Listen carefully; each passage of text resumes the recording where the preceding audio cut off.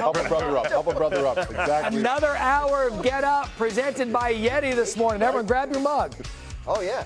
Cheers, Yeti. Cheers. Cheers. Appreciate it. Cheers.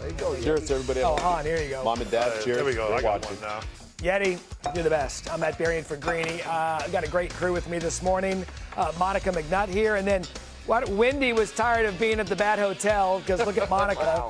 So JWill is now with us. So we got some JWill to talk a little NBA playoffs, which is what we will do. And we're going to start with the game of the night, Thunder Spurs. San Antonio trying to even a series before they go back to Bricktown in Oklahoma City. Early on, this was kind of an indication of what it was going to be like for Victor Wembanyama last night blocking Chet Holmgren. He got off to an outstanding start, so he gets a 3 to start, then the block on Chet, which he loves picking on Chet, and you could just feel his presence right from tip-off. Devin Vassell, block, down court, Wembanyama.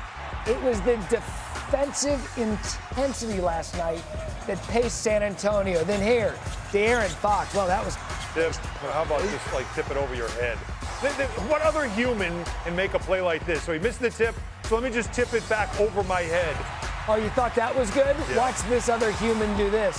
Vassell, Wembanyama, I think he's going to go. From midcourt. Got it! All right, so the highlight's impressive in and of itself. Did that look like a routine jumper? He practices these and misses them all the time. That's the funny part. I mean, absolutely crazy first half for Wemby. 22 points in the first half. Had 26 in all of game 3. Spurs by 12 at the half. Early third, now they're up 16. Castle picks off Hartenstein. We go the other way. Yeah, Kevin Weeks will call that a back check. That was a great steal, and that's been the story of this game. Normally the Thunder do this to you, but points off turnovers, a massive stat for the Spurs in this game. Turnover, they were just so stingy defensively. I mean, they held Oklahoma City, which, by the way, who scores points in bunches, to their second lowest postseason point total. Yeah, they haven't been this low in scoring in 6 years. It just shows you the defensive impact that the Spurs put on this game. We show a lot of offense here, of course, but really there's a lot of great defensive plays by the Spurs. They locked it down in this game to even up the series. And because of it, we go back to Oklahoma City tied. It's been sensational for Victor this postseason.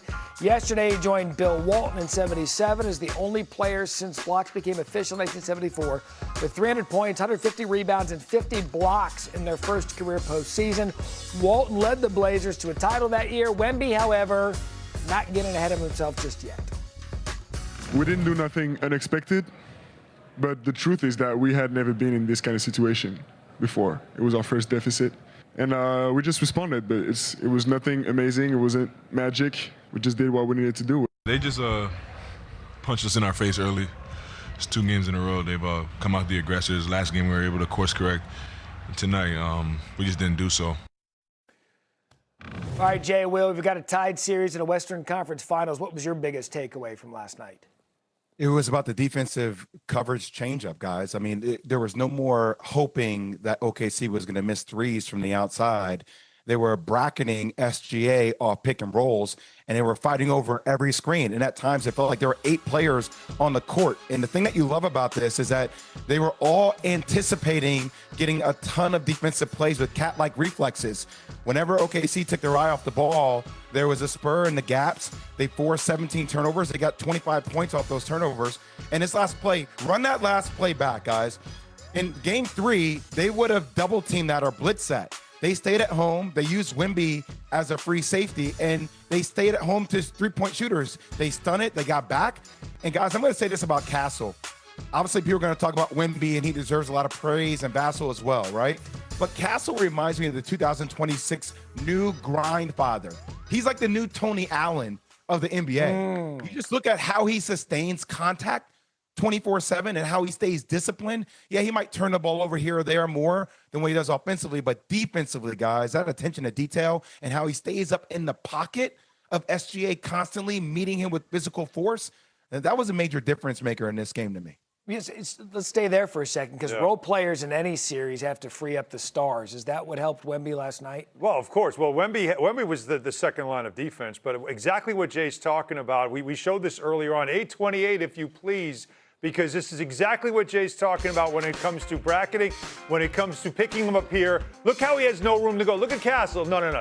You have no airspace whatsoever. You're going to force into a bad shot.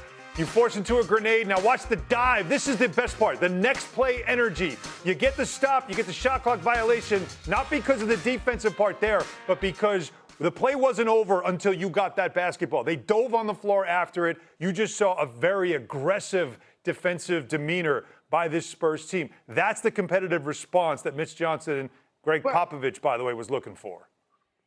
This though, Barry, has been the thing that makes the Spurs so uniquely qualified to play against the Thunder all season long. Because as much as you centerpiece Victor Wembanyama, and rightfully so, the thing that makes the Thunder who they are is how well they can defend. And outside of Victor, when the Spurs are playing their best ball, they are able to defend at multiple positions with that same energy. And obviously, Castle in particular, after having some emotional moments, we'll call them, in Game 3, was ready to respond here in Game 4. So, and Jay, Monica, just off your note, Matthew, I have to say real quick, Monica, defending while being disciplined without fouling. Yeah. How about in losses, free throw attempts? In losses for the Spurs, OKC is averaging 19 free throw attempts per game. Okay? Like, so in wins, they're averaging 29. So last night, like, they kept them off the free throw line because they were defending without fouling. And that's a major difference as well on how the game is being called. So you look at this and the energy they had to put out last night, because you can't go back to Oklahoma City down 3-1 or you're cooked. You expend the energy, you get to 2-2. Have you seen enough out of Wemby in the first 4 games of the series that he can sustain it, but that he's up for the challenge of being the guy to do it? Well, he knew going into this game that he had to, right? Like, he had the great Game 1, and that set the tone for the series. But what was important is that he understood exactly what you just said. At his young age, he understood we can't lose this game.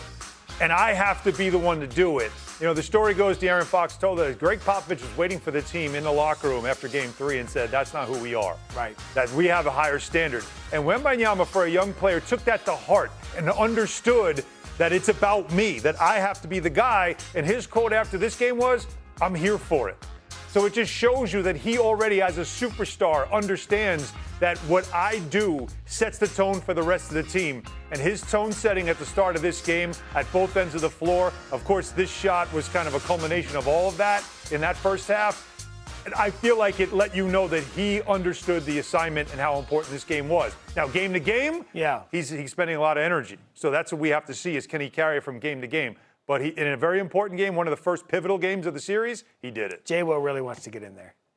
Matt, can we just say it? Can we say what we're all thinking out loud, right? And sometimes it's not going to be politically correct. He has the makings of potentially the greatest player we've ever seen. Like, I'm not going to say his resume is going to beat Jordan. Right. I'm not saying he's going to be 6-0 in the finals.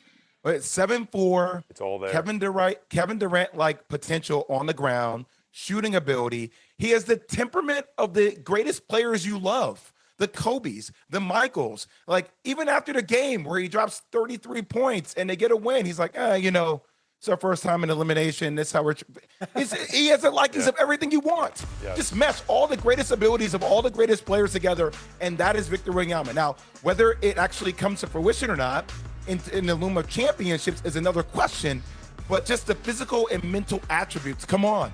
The makings of the greatest player we've ever seen. Monica?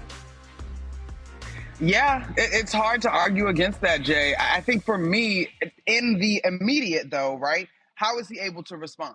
Because yes, what your mind tells you, your body will follow. But we've also watched in this series, after his best outputs, we're all watching, and you're like, he left a lot in that last game. I'm not sure if he's got it for this one. And it's not as if he's going up against a squad that is not defending their championship title, right? And so I'm really curious, when this thing goes back to OKC and Dagnall and those guys get their legs back under them, one, for the Thunder, how much do those injuries impact how deep they can actually go and be productive? And what adjustments will they make around Victor Wembanyama? But you're right, Jay. If he goes into ball games and decides he's going to have 20 and 20, like, you're at his mercy, basically.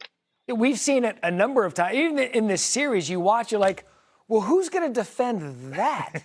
And, I mean, you can slow him down as much as you want, but JWill, he's got everything it takes to be one of the most dominant players in the league's history. We'll leave it there. We'll get back to the NBA in just a bit. We also had an incredible